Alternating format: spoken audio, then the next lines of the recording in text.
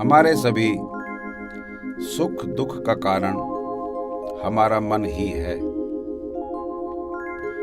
हमारे सभी शास्त्रों ने यही कहा है कि दुख का निवारण तभी हो सकता है जब हमारा मन हमारे नियंत्रण में है।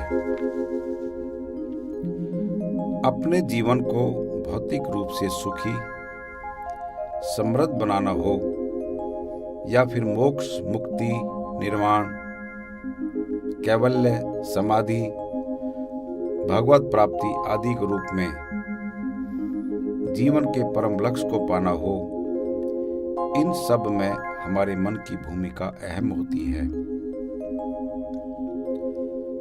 मन हमारे शरीर में स्थित वह सूक्ष्म वस्तु है जो किसी भी विषय को लेकर संकल्प विकल्प करता है।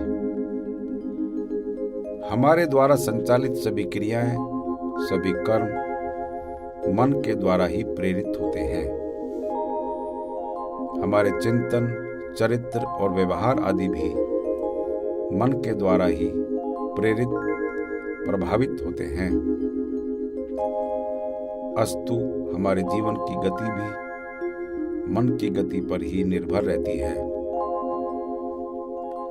हमारे जीवन की दशा दिशा मन की दशा दिशा द्वारा ही निर्धारित होती है। मन की स्वीकृति, सहमति पाकर ही हम किसी कर्म में लिप्त होते हैं। मन की स्वीकृति पाकर ही हम कोई शुभ कर्म, अशुभ कर्म, पाप कर्म, पुण्य कर्म आदि करते हैं। तदनुरूप ही हम उन कर्मों के फल भोगते हैं। हमारे स्थूल शरीर में स्थित हमारा सूक्ष्म मन बड़ा ही बलशाली है, बड़ा ही ताकतवर है। पर सत्य यह भी है कि यह बलशाली मन, ताकतवर मन, शक्तिशाली मन अपने बल का, अपनी शक्ति का, अपनी ताकत का उपयोग और दुरुपयोग दोनों कर सकता है।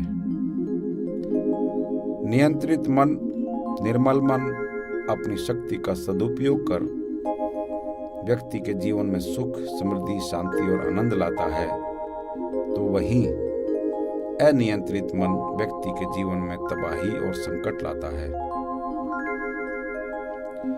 कहने का तात्पर्य यह है कि दुर्जन मन, अनियंत्रित मन हमारे लिए संकट पैदा कर देता है। वैसे ही जैसे अनियंत्रित हो जाने पर हाथी भारी तबाही का कारण बन जाता है, अनियंत्रित हो जाने पर हाथी पर सवार व्यक्ति की जान भी खतरे में पड़ जाती है। हमारे जीवन की गाड़ी की ड्राइविंग सीट पर हमारा मन ही ड्राइवर है। हमारे जीवन रूपी रथ का ड्राइवर, सारथी हमारा मन ही है। हमारा मन चाहे तो हमें सही दिशा में ले जा सकता है और चाहे तो हमें गलत दिशा में भी ले जा सकता है। यह ड्राइवर की मर्जी है कि वह हमें किस ओर ले जाता है। इसी तरह जब तक मन की मर्जी है तब तक हमारे लिए पग पग पर खतरे ही खतरे हैं। क्योंकि यदि हम सच्चाई की ओर, भगवान की ओर जाना चाहते हैं तो यह तभी संभव है जब हमारा मन भी सच्चाई की ओर, भगवान की ओर चलने को तैयार हो। यदि मन की मर्जी इसमें नहीं है तो फिर वह हमें बलात् बुराई की ओर ले जाएगा और हमें बुरे कर्म, अशुभ कर्म आदि में प्रवृत्त करेगा। कई बार हमने देखा है कि हम बुरे कर्मों में प्रवृत्त होना ही नहीं चाहते, पर फिर भी हो जाते हैं। ऐसा क्यों? क्योंकि हमारे मन पर नियंत्रण नहीं है। इसलिए हम मन के ही इशारे पर नाचते फिरते रहते हैं। बुरे कर्म करते हुए हमें बड़ी आत्मग्लानि होती है और अच्छे कर्म करते हुए आत्मा आनंदित होती है। इसलिए हम अच्छे कर्मों की ओर, भगवत प्रेम, दान, यज्ञ, सेवा, परोपकार आदि में प्रवृत्त होना चाहते हैं, पर मन हमें इन कर्मों से बलात् अटका कर हमें बुरे कर्मों में प्रवृत्त कर देता है, तब हम अपने को बहुत ही असहाय, बेबस और लाचार पाते हैं। हमारे द्वारा बुरे कर्म हो जाने के बाद हमें दुख होता है, गलानी होती है। तब हम ऐसा सोचते हैं कि काश यदि हम ऐसा ना किए होते, हम मन के बहकावे में ना आए होते, हम अपने मन की ना किए होते, तो आज हम जेल की सलाखों के पीछे ना होते, आज हम रिश्वत लेने के कारण अपमानित ना होते, आज हम लोभ, मोह, क्रोध में अंधे होकर ऐसे घिनौने कृत्य ना किए होते और उन कर्मों के दुष्परिणामों को आज नहीं भुगत रहे होते। तब लगता है कि मैं ऐसा करने से स्वयं को रोक ना सका। काश यदि मैं मन के क्षणिक आवेश में आकर ऐसा ना करता और शुभ कर्म, पुण्य कर्म सही दिशा में पुरुषार्थ करता, तो आज हमारे जीवन में सुख होता, शांति होती, समृद्धि होती।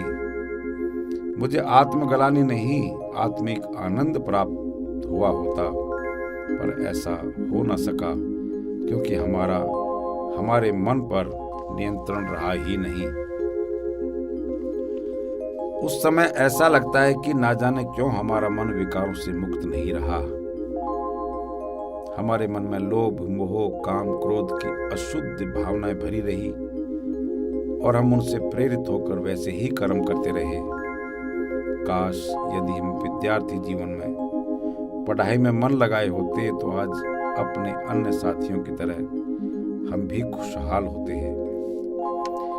यदि हम व्यापार में, उद्योग में मन लगाए होते, तो हम भी आज अच्छे उद्योगपति होते। यदि हम खेल में मन लगाए होते, तो आज हम अच्छे खिलाड़ी होते।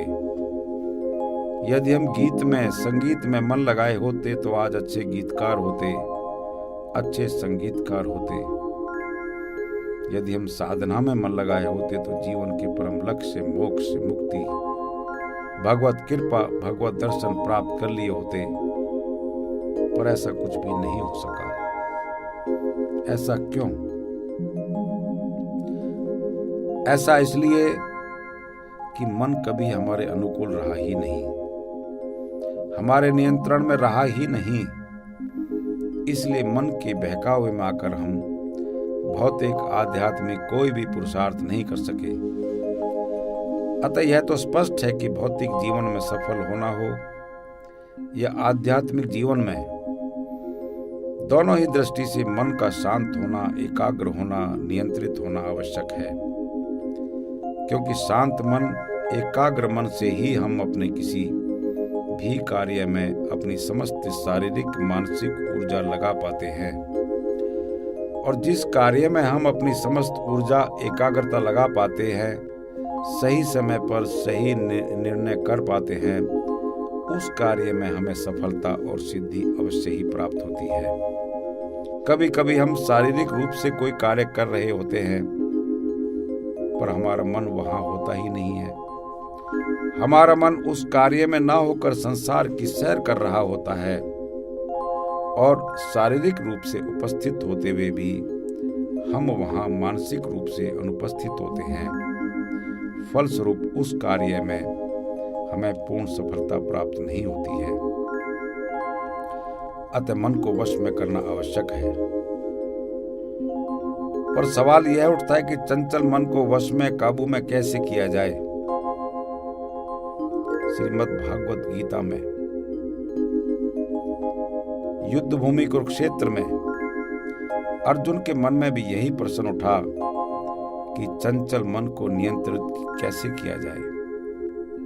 इसलिए गीता के अध्याय 6 श्लोक 34 में अर्जुन भगवान श्री कृष्ण से कहते हैं, हे श्री कृष्ण, यह मन बड़ा चंचल, प्रमथन स्वभाव वाला, बड़ा दृढ़ और बलवान है, इसलिए उसको वश में करना मैं वायु को रोकने की भांति अत्यंत दुष्कर मानता हूं। तब भगवान श्री कृष्ण ने अध्याय 6 के 35 और 36 श्लोक में अर्जुन से कहा, हे महाबाहु अर्जुन, निसंदेह मन चंचल और कठिनता से वश में होने वाला है, परंतु हे कुंती पुत्र अर्जुन, यह अभ्यास और वैराग्य से वश में होता है। जिसका मन वश में किया हुआ नहीं है, ऐसे पुरुष के लिए योग दुर्लभ है, और वश में किए हुए मन वाले प्रयत्नशील पुरुष द्वारा साधन से योग प्राप्त होना सहज है, ऐसा मेरा मत है। भगवान यहाँ यह स्पष्ट कर रहे हैं कि मन निसंदेह चंचल है, वायु की तरह गतिमान है और बलवान है, पर अभ्यास और वैराग्य के द्वारा इसे वश में किया जा सकता है। अब प्रश्न यह उठता है कि आखिर अभ्यास और वैराग्य क्या है? भगवत प्राप्ति के लिए बारंबार भगवान के नाम और गुणों का श्रवण, कीर्तन, मनन, जप और भगवत प्राप्ति विषयक शास्त्रों का स्वाध्याय आदि करते रहने को ही अभ्यास कहा गया है, और राग का ना होना ही वैराग्य है। किसी विषय वस्तु, व्यक्ति, स्थान आदि में राग ना होना, आसक्ति ना होना ही वैराग्य है। विषय वासना, धन, संतान, कर्मफल आदि में आसक्ति का ना होना ही वैराग्य है। हम संसार में रहते हुए निष्काम भाव से कर्तव्य कर्म करते रहें, शुभ कर्म में पुण्य कर्म करते रहें, पर उन कर्मों के फलों के प्रति आसक्ति ना रखें, राग ना रखें, यही वैराग्य है। अर्थात अभ्यास और वैराग्य का अभ्यास करते रहने से मन वश में होने लगता है। इसके साथ ही भगवान कहते हैं कि यह स्थिर ना रहने वाला और चंचल मन जहां जहां दौड़ कर जाए, वहां वहां से हटाकर इसे बारंबार परमात्मा में लगाना चाहिए। क्योंकि जिसका मन भली प्रकार शांत है, जो पाप से रहित है और जिसका रजोगुण शांत हो गया है, ऐसे इस सच्चिदानंद घन ब्रह्म के साथ एक ही भाव हुए योगी को उत्तम आनंद प्राप्त होता है। इसलिए हे अर्जुन, तुम मुझ में ही मन को लगा और मुझ में ही बुद्धि को लगा। इसके उपरांत तू मुझ में ही निवास करेगा, इसमें कुछ भी संशय नहीं है। योग दर्शन में महर्षि पतंजलि ने भी मन को निर्मल करने एवं वश में करने के लिए अभ्यास और वैराग्य को महत्वपूर्ण माना है। अमृत बिंदु उपनिषद में मन को लेकर कई सूत्र दृष्टिगोचर हैं, जो कि इस प्रकार है। मन दो प्रकार के कहे गए हैं, एक शुद्ध मन और दूसरा अशुद्ध मन।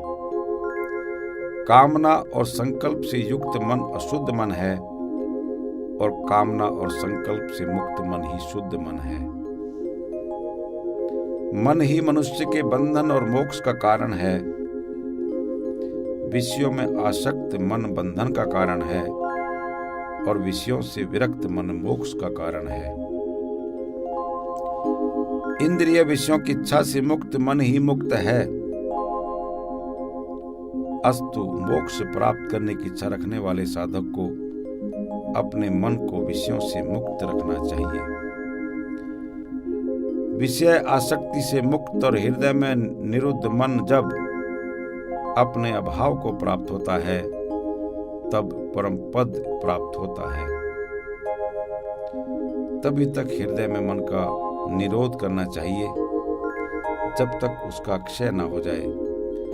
इसी को ज्ञान कहते हैं और इसी को ध्यान कहते हैं, और बाकी सब न्याय का विस्तार है, तर्क वितर्क है। इस प्रकार विविध शास्त्रों के अवलोकन से यह स्पष्ट है कि मन ही बंधन और मोक्ष का कारण है। मन ही मनुष्य का मित्र है और मन ही मनुष्य का शत्रु है। अशुद्ध मन, अस्थिर मन, अनियंत्रित मन मनुष्य को पतन, पराभव और पाप में प्रवृत्त करता है। ऐसा मन मनुष्य का शत्रु है, तो वही शुद्ध मन, स्थिर मन, नियंत्रित मन मनुष्य की मुक्ति का कारण है, भगवत प्राप्ति का कारण है। अस्तु ऐसा मन ही मनुष्य का मित्र है। पवित्र मन मनुष्य को पुण्य कर्मों में प्रवृत्त करता है। एकाग्र मन, स्थिर मन आध्यात्मिक ही नहीं वरन भौतिक जगत में भी, भौतिक क्षेत्र में भी मनुष्य को सफल, सुखी और समृद्ध बनाता है। उसे चहु और सफलता मिलती है। हमें निष्काम भक्ति, निष्काम कर्म, कर्म योग, ज्ञान योग, राजयोग, ध्यान, सविता ध्यान, प्राणायाम आदि के नित्य अभ्यास से मन को निर्मल व स्थिर करने का अभ्यास करते रहना चाहिए। हमें वीतराग, विरक्त बुद्ध पुरुषों की जीवनी, आत्मकथाएं, उनके द्वारा रचित साहित्य एवं भगवत प्राप्ति विषयक शास्त्रों का स्वाध्याय करते रहना चाहिए। सत्पुरुषों का संग और सत्संग प्राप्त करना चाहिए। साथ ही दान, परोपकार आदि जन सेवा के कार्यों में लगे रहना चाहिए। ऐसा करने से ही मन हमारा मित्र बनता है और श्रेष्ठ मार्ग की ओर अग्रसर होता है। धन्यवाद।